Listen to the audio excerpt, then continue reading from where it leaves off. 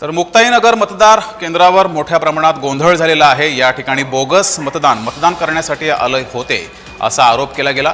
त्यानंतर चंद्रकांत पाटील यांना मतदान केंद्राबाहेर काढण्याचा प्रयत्न झाला। सोबतच पाटील आणि रक्षा खडसे यांचे कार्यकर्ते हे आपापसामध्ये भिडले।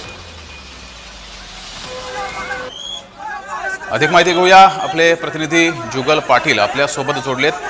जुगल, हा नेमका राडा कशावरून झालेला आहे आणि पोलिसांनी त्यानंतर काय कारवाई केली आहे? जळगावातील मुक्ताईनगर येथे आज आमदार चंद्रकांत पाटील या ठिकाणी मतदानासाठी आले असताना भारतीय जनता पार्टीचे कार्यकर्ते व आमदार चंद्रकांत पाटील यांच्यात जोरदार राडा झाल्याचं पाहायला मिळालं आहे।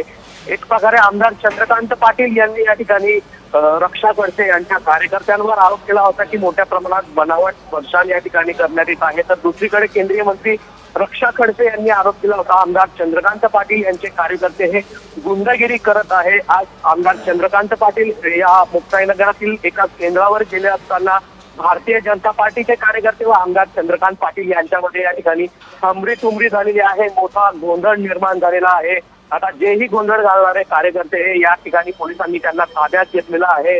त्या संदर्भातला अधिक तपास सुरू असून पोलीस सध्या तरी या ठिकाणी अधिक माहिती घेऊन गुन्हे दाखल करण्याचं काम सध्या तरी करीत आहे। जगदीश सर, धन्यवाद जुगल दिलेल्या माहितीबद्दल।